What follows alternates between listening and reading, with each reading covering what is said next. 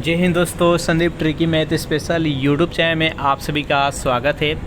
Bihar police constable नई भर्ती 2023 जिसमें टोटल पोस्ट है 21,391। इस पोस्ट के लिए न्यू पैटर्न पर आधारित 40 महत्वपूर्ण MCQ साइंस को लेकर आए हैं।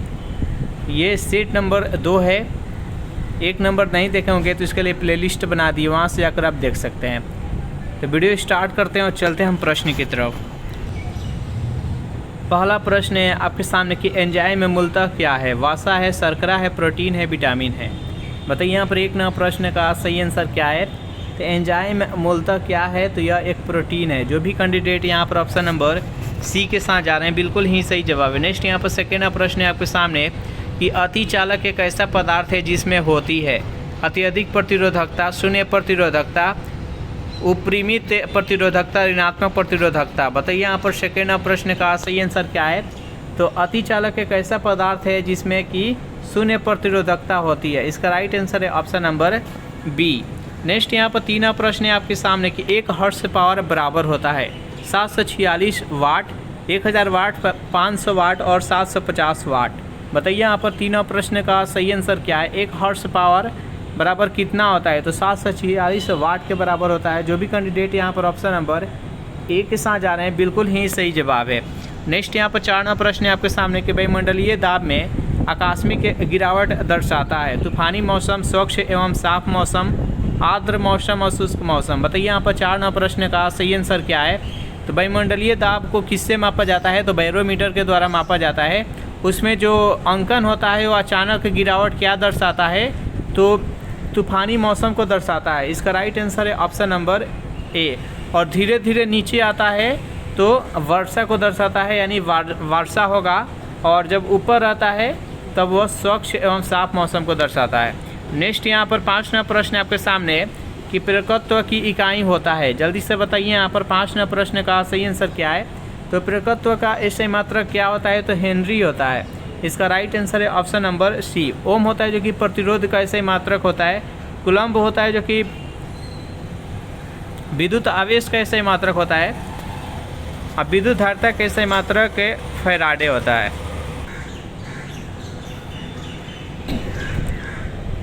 छह प्रश्न है आपके सामने कि रक्त कैंसर किसे कहा जाता है। जल्दी से बताइए यहाँ पर 6 प्रश्न का सही आंसर क्या है। रक्त कैंसर किसे कहा जाता है, तो रक्त कैंसर ल्यूकेमिया को कहा जाता है। जो भी कैंडिडेट ऑप्शन नंबर सी के साथ जा रहे हैं बिल्कुल ही सही जवाब है। नेक्स्ट यहाँ पर 7वां प्रश्न आपके सामने कि ध्वनि की इकाई होती है केल्विन, डेसिबल, न्यूटन, पास्कल। बताइए यहाँ पर 7वां प्रश्न का सही आंसर क्या है। ध्वनि की इकाई क्या होती है, तो ध्वनि की इकाई होती है जो कि डेसिबल होती है। जो भी कैंडिडेट ऑप्शन नंबर बी को चुन रहे हैं बिल्कुल ही सही जवाब है। न्यूटन होती है जो कि बल का ऐसा ही मात्रक होता है। पास्कल होता है जो कि दाब का ऐसा ही मात्रक होता है। चलिए नेक्स्ट यहाँ पर 8वां प्रश्न है आपके सामने कि टेलीग्राफी का आविष्कार किसने किया था। बताइए यहाँ पर 8वां प्रश्न का सही आंसर क्या है। टेलीग्राफी का आविष्कार किसने किया था मॉर्स सैमुअल ने। जो भी कैंडिडेट ऑप्शन नंबर ए चुन रहे हैं बिल्कुल ही सही जवाब है।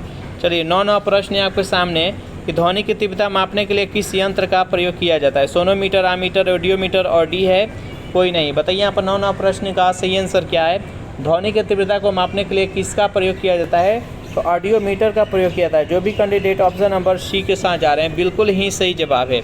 चलिए नेक्स्ट यहाँ पर 10वां प्रश्न है आपके सामने कि शुष्क सेल किस सेल के अंतर्गत आते हैं।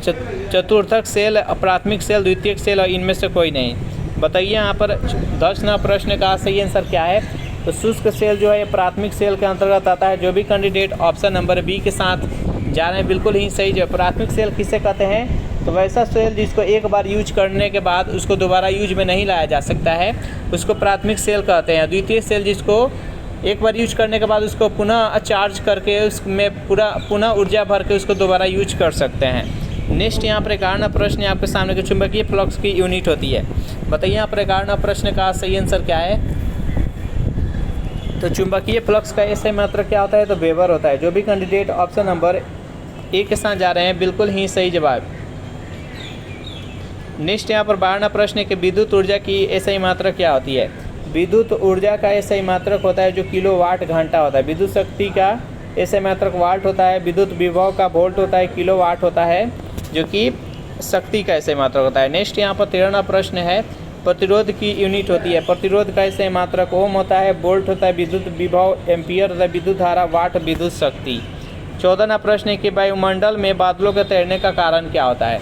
बताइए यहाँ पर 14वां प्रश्न का सही आंसर क्या है। तो वायुमंडल में बादलों के तैरने का मुख्य कारण क्या होता है, तो कम घनत्व होना बादल की। इसका राइट आंसर है ऑप्शन नंबर डी। 15वां प्रश्न है कि मानव नेत्र के दूरदृष्टि दोष को क्या कहा जाता है। तो देखिए दूरदृष्टि दोष में क्या होता है कि दूर की वस्तु उसको साफ साफ दिखाई देती है और निकट की वस्तु उसको साफ साफ दिखाई नहीं देती है, उसको दूरदृष्टि दोष कहा जाता है। दूरदृष्टि दोष को दूर करने के लिए उत्तल लेंस का प्रयोग किया जाता है और निकट दृष्टि दोष को दूर करने के लिए अवतल लेंस का प्रयोग किया जाता है। चलिए नेक्स्ट यहाँ पर इसका आंसर जान लेते हैं। तो देखिए दूरदृष्टि दोष को क्या बोला जाता है अंग्रेजी में, तो हाइपरमेट्रोपिया बोला जाता है। नेक्स्ट यहाँ पर मायोपिया से तात्पर्य है। मायोपिया किस दोष को कहा जाता है, तो मायोपिया को निकट दृष्टि दोष कहा जाता है। निकट दृष्टि दोष में निकट की वस्तु उसको साफ साफ दिखाई देती है, दूर की वस्तु साफ साफ दिखाई नहीं देती थी और अवतल लेंस का प्रयोग किया है इसको दूर करने के लिए। नेक्स्ट यहाँ पर 17वां प्रश्न है आपके सामने कि निम्न में से कौन सा जल संक्रामक रोग है। हैजा, प्रतिशय, चेचक और शीत ज्वर। बताइए यहाँ पर 17वां प्रश्न का सही आंसर क्या है। निम्न में से कौन सा जल संक्रामक रोग है, तो हैजा है। जो भी कैंडिडेट ऑप्शन नंबर ए चुन रहे हैं हैजा बता रहे हैं, बिल्कुल ही सही जवाब है। नेक्स्ट यहाँ पर 18वां प्रश्न है आपके सामने कि दूरदृष्टि से पीड़ित व्यक्ति की स्पष्ट दृष्टि की न्यूनतम दूरी क्या होती है। 20 सेंटीमीटर, 24 सेंटीमीटर, 25 सेंटीमीटर, 15 सेंटीमीटर। बताइए यहाँ पर 18वां प्रश्न का सही आंसर क्या है। तो दूरदृष्टि दोष से पीड़ित व्यक्ति का न्यूनतम स्पष्ट कितना होती है, तो 25 सेंटीमीटर होती है। जो भी कैंडिडेट ऑप्शन नंबर सी के साथ जा रहे हैं बिल्कुल ही सही जवाब है। नेक्स्ट यहाँ पर 19वां प्रश्न है कि टिबिया अस्थि देश में होती है, कपाल में, भुजा में, पैर में, जांघ में। बताइए यहाँ पर 19वां प्रश्न का सही आंसर क्या है। टिबिया जो अस्थि होती है वो किस में पाई जाती है, तो ये पैर का एक अस्थि है। इसका राइट आंसर है ऑप्शन नंबर सी। 20वां प्रश्न है आपके सामने कि विटामिन ई की कमी से कौन सा रोग होता है। ऑप्शन नंबर ए अंधापन, बी है रिकेट्स, सी है जनन क्षमता में कमी और डी है बेरी। बताइए यहाँ पर 20वां प्रश्न का सही आंसर क्या है। तो विटामिन ई की कमी से कौन सा रोग होता है, तो विटामिन ई की कमी से जनन क्षमता में कमी आ जाती है। इसका राइट आंसर है ऑप्शन नंबर सी। अंधापन जिसको रतौंधी बोला जाता है विटामिन ए के कमी से होता है। रिकेट्स होता है ये विटामिन डी के कमी से होता है। स्कर्वी रोग होता है विटामिन सी की कमी से होता है। बेरी होता है जो कि विटामिन बी के कमी से होता है। नेक्स्ट क्वेश्चन देखते हैं यहाँ पर 21वां प्रश्न है आपके सामने कि किस अंग के दोषपूर्ण कार्य करने से मधुमेह रोग होता है। फेफड़ा, तिल्ली, वृक्क, अग्नाशय। बताइए यहाँ पर 21वां प्रश्न का सही आंसर क्या है। तो 21वां प्रश्न का जो भी कैंडिडेट यहाँ पर ऑप्शन नंबर डी के साथ जा रहे हैं अग्नाशय बता रहे हैं, बिल्कुल ही सही जवाब है। नेक्स्ट यहाँ पर 22वां प्रश्न है आपके सामने एस्टिग्मेटिज्म एक बीमारी है कानों की, आँखों की, नाक की और गले की। बताइए यहाँ पर 22वां प्रश्न का सही आंसर क्या है। तो एस्टिग्मेटिज्म एक बीमारी है, किस अंग को प्रभावित करती है, तो आँखों की। जो भी कैंडिडेट ऑप्शन नंबर बी के साथ जा रहे हैं बिल्कुल ही सही जवाब है। नेक्स्ट यहाँ पर 23वां प्रश्न है आपके सामने कि सर्ट्स का पूर्ण रूप क्या है। सर्ट्स का यहाँ पर पूरा नाम बताना है। तो सर्ट्स का फुल फॉर्म क्या होता है, तो सीवियर एक्यूट रेस्पिरेटरी सिंड्रोम। इसका राइट आंसर है ऑप्शन नंबर ए। और कभी कभी पूछ लिया जाता है ए का अर्थ, ए का क्या होता है पूरा, तो एक्यूट होता है, ये भी प्रश्न पूछ लिया जाता है। नेक्स्ट यहाँ पर 24वां प्रश्न है कि फलों के अध्ययन को क्या कहते हैं। तो फलों के अध्ययन को पोमोलॉजी कहा जाता है। जो भी कैंडिडेट ऑप्शन नंबर सी के साथ जा रहे हैं बिल्कुल ही सही जवाब है। 25वां प्रश्न है कि नाशपाती का कौन सा भाग खाया जाता है। बताइए यहाँ पर 25वां प्रश्न का सही आंसर क्या है।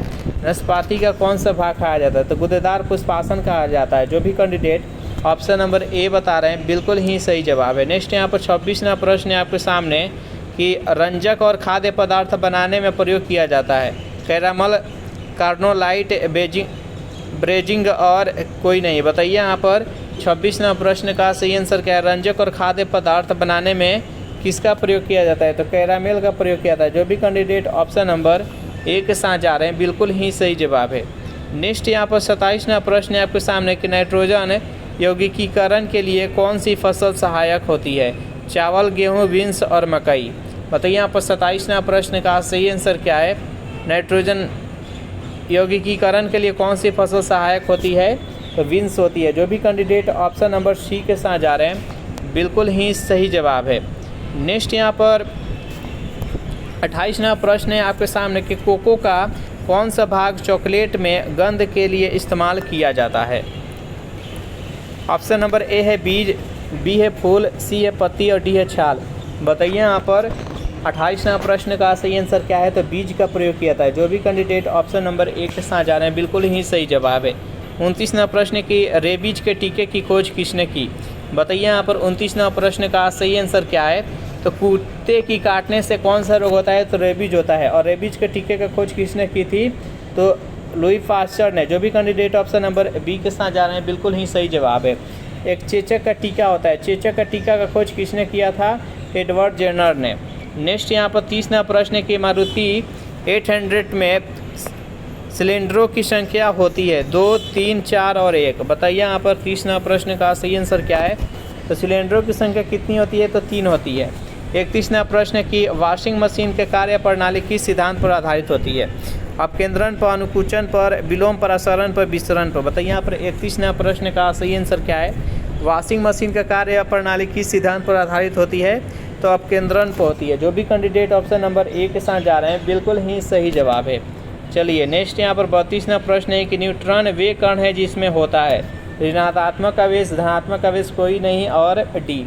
बताइए यहाँ पर 32वां प्रश्न का सही आंसर क्या है, तो देखिए परमाणु के नाभिक में क्या क्या पाया जाता है, तो परमाणु के नाभिक में न्यूट्रॉन और प्रोटॉन पाया जाता है। न्यूट्रॉन पर किसी प्रकार का आवेश नहीं होता है और प्रोटॉन पर धन आवेश होता है और इसके चारों तरफ चक्कर लगाता है, इलेक्ट्रॉन लगाता है। जो नाभिक होता है ये उदासीन होता है। इसका right answer option number C, neutron पर कोई आवेश नहीं होता है। नेक्स्ट यहाँ पर 33वां प्रश्न है कि पॉजिट्रॉन की खोज किसने किया। बताइए यहाँ पर 33वां प्रश्न का सही आंसर क्या है। देखिए पॉजिट्रॉन का खोज एंडरसन के द्वारा किया गया। इसका right answer option number D, J Thomson थे जो कि इलेक्ट्रॉन का खोज किए थे, चैडविक थे जो कि न्यूट्रॉन के खोज किए थे और गोल्ड स्टीन थे जो कि प्रोटॉन की खोज किए थे। प्रोटॉन और रदरफोर्ड थे जो कि उसका नाभिक के खोज किए थे, परमाणु के नाभिक के। नेक्स्ट यहाँ पर 34वां प्रश्न है आपके सामने कि समस्थानिक परमाणुओं में होती है। देखिए समस्थानिक में क्या होता है, समस्थानिक में परमाणु संख्या समान होता है और परमाणु द्रव्यमान अलग अलग होता है। अगर हम बात कर लेते हैं हाइड्रोजनों का, तो हाइड्रोजन का कितना समस्थानिक होता है, तो हाइड्रोजन का 3 समस्थानिक होता है। हाइड्रोजन का कितना समस्थानिक होता है, हाइड्रोजन का 3 समस्थानिक होता है। प्रोटियम, ड्यूटियम और ट्राइटियम इस प्रकार का 3 समस्थानिक होता है। इसमें देखिए सब में 1 1 नीचे है लेकिन परमाणु द्रव्यमान अलग अलग है। एक का 1 है, एक का 2 है और एक का 3 है। तो इस प्रकार इसका परमाणु द्रव्यमान है जो कि अलग अलग होता है, परमाणु संख्या समान होता है। तो इसमें प्रोटॉनों की संख्या समान होता है। इसका right answer option number A. संभारिक में क्या होता है, उसमें परमाणु द्रव्यमान समान होता है लेकिन परमाणु संख्या अलग अलग होता है। नेक्स्ट यहाँ पर 35वां प्रश्न है आपके सामने कि एल्केन का सूत्र होता है। जल्दी से बताइए यहाँ पर 35वां प्रश्न का सही आंसर क्या है। एल्केन का सूत्र क्या होता है, एल्केन का सूत्र होता है CnH2n+2। इसका राइट आंसर है ऑप्शन नंबर बी। नेक्स्ट यहाँ पर 36वां प्रश्न है कि आधुनिक आवर्त सारणी आधारित है। बताइए यहाँ पर 36वां प्रश्न का सही आंसर क्या, आधुनिक आवर्त सारणी किस पर आधारित है, तो परमाणु संख्या पर आधारित है। परमाणु क्रमांक हो जाएगा। आधुनिक आवर्त सारणी किसके द्वारा तैयार किया गया, तो यह मोस्ले के द्वारा तैयार किया गया। और जो सबसे पहले आवर्त सारणी का निर्माण किया गया वो मेंडलीव के द्वारा किया गया था जो कि परमाणु द्रव्यमान पर आधारित था, जो कि सफल रहा था वो। इसका राइट आंसर है ऑप्शन नंबर सी। नेक्स्ट यहाँ पर 37वां प्रश्न है कि जिप्सम का व्यापारिक नाम क्या होता है। बताइए यहाँ पर 37वां प्रश्न का सही आंसर क्या है।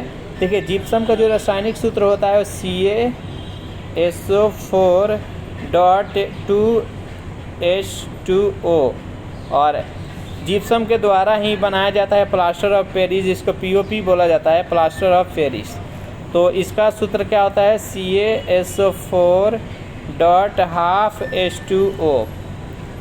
दोनों फार्मूला याद रखिएगा। यहाँ पर पूछा गया है कि जिप्सम का रासायनिक नाम क्या होता है या व्यापारिक नाम क्या होता है, तो कैल्शियम सल्फेट होता है। जो भी कैंडिडेट ऑप्शन नंबर सी के साथ जा रहे हैं बिल्कुल ही सही जवाब है। नेक्स्ट यहाँ पर 38वां प्रश्न है, जो कि ये दरोगा में भी प्रश्न पूछा जा चुका है। एक क्वार्ट्ज का रासायनिक नाम क्या होता है? जल्दी से बताइए यहाँ पर 38वां प्रश्न का सही आंसर क्या है। तो देखिए, क्वार्ट्ज का जो रासायनिक नाम होता है सोडियम सिलिकेट होता है। जो भी कैंडिडेट ऑप्शन नंबर डी के साथ जा रहे हैं बिल्कुल ही सही जवाब है। नेक्स्ट यहाँ पर 39वां प्रश्न है आपके सामने कि रेडियोधर्मिता की खोज किसने की थी? बताइए यहाँ पर 39वां प्रश्न का सही आंसर क्या है। तो रेडियोधर्मिता की खोज किसने की? तो हेनरी बेकुरल ने। जो भी कैंडिडेट ऑप्शन नंबर ए के साथ जा रहे हैं बिल्कुल ही सही जवाब है। इस प्रकार सेशन यहीं पर समाप्त हो रहा है। सेशन आप लोग को कैसा लगा ज़रूर कमेंट करके बताइएगा। सेशन आप लोग को अच्छा लगा हो तो वीडियो को लाइक कर दीजिए, अपने दोस्तों के पास शेयर कर दीजिए। जो भी कैंडिडेट अभी तक इस चैनल को सब्सक्राइब नहीं किए होंगे तो जल्दी से इस चैनल को सब्सक्राइब कर लीजिए। Thanks for watching this video. मिलते हैं नेक्स्ट वीडियो में।